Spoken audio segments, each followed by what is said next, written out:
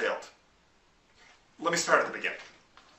I had a client that I was meeting with, and we were going over what's been going on in his business, and he said to me, he goes, Mike, I keep on hearing over and over and over again from people, it's too expensive, it's too expensive, it's too expensive, it's too expensive. And I said, well, what do you do? He says, well, I get frustrated, I walk away, and I just accept it's too expensive.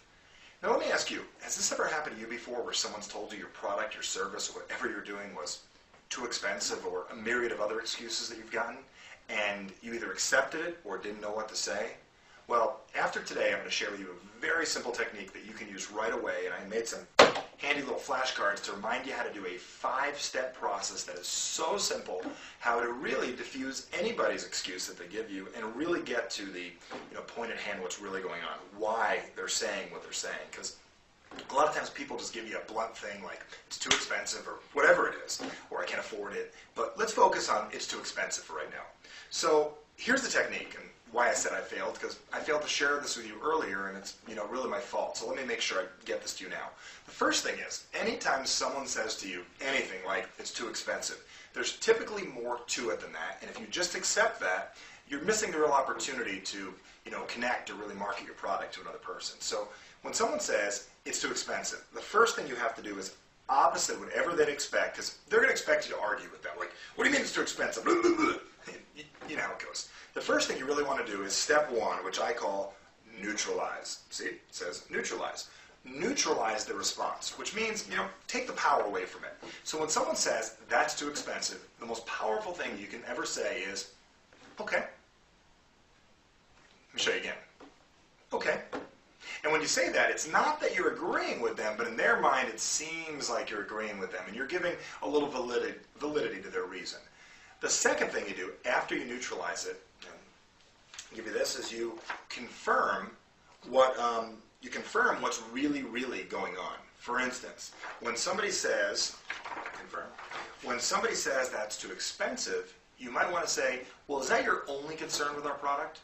And right there you're finding out what the real major concern is. Because they might say, no, there's 4 other things bothering me. Because wouldn't you like to know in advance if it's not just one thing, if it's 4, 5, 10 reasons? Now you're finding out what it really is. And typically when someone says it's too expensive, you say, okay, and then immediately say, well, is that the only challenge with our product or purchasing this? And they say, well, yeah, that's the only thing bothering me. Right there, they're locking themselves in to walk straight into step 3, which is really to question and uncover. Now, questioning and uncovering, the main portion of this is uncovering, figuring out why they feel that way. Kind of like a therapist asking, well, why do you feel that way? For instance, someone says that's too expensive, and you say, well, what do you mean it's too expensive? What makes you feel that it's too expensive? Well, I don't know, Mike. I think I can get it at Sears cheaper. I saw it there last week. I can just drive to the mall and get it at Sears. And right there you found out is that they can get it at Sears and they can find it a little cheaper. And why would they buy it from you if they can get it from Sears? Got it? Now that leads to the next point. The next thing is what's called the reposition. Now what reposition means is now that we know that the real response is not the one you thought it was earlier. It's not that it's too expensive, it's that they can buy it at Sears. The reposition is one of the coolest techniques you can ever use. And here's where I use, wow, I guess I failed.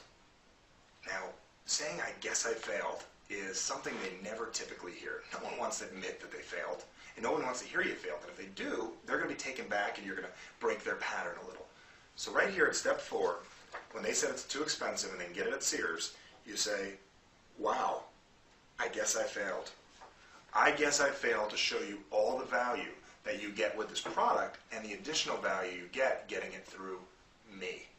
And here's the opportunity for you to re-explain this, go through it over and over again until you can share enough value. Because remember, people will buy what they value and they see value in and what they desire to own. Now, when you say I failed to share with you all the benefits of this. Let me take a few minutes and make sure I go over this to you, because there's no way you should be feeling that this is too expensive. Let me make sure I go over this to you, because I don't want to miss out. I don't want to fail you, and I don't want to fail me by you not seeing the real value. Once you start to do this, they're going to open up to hearing the information one more time, and that leads you to step 5. And this is re-asking for the sale, based on the real objection. See, the real objection is not that it's too expensive. The real objection is, why should I buy it from you when I can get it at Sears either for the same price or a better price? Now you're focusing on the real objection, not that it's too expensive, that you can get it at Sears, and why should I get it from you? That's what they're really asking you. So by using the technique, I failed you, and I failed to explain this correctly, people are going to be a lot more open to listening to what you have to say. This works throughout the direct sales business. This works with any time you're explaining anything to anybody and they give you an objection of any sort. First thing is, make sure, I'm going to go through one more time, you neutralize with the OK technique. The second thing you do, very, very simply, is you confirm that's the only thing. Because if there's more than one, you've got to deal with every single one of them individually. The third thing is, you got to question, and you got to figure out what exactly do you mean by that. The fourth is reposition, and my favorite reposition technique is, I failed. I failed to explain to you all the value. Let me take the time to do that so I can go over with you in detail. I failed. And the last thing is, you got to re-ask for the sale over and over again. Continue to ask the conversation over and over again. Continue the conversation over and over again until you can overcome that response that you got. Really the secondary one, which is more important. Maybe a third or fourth along the way, but make sure to follow this procedure. So I'm glad I didn't fail you.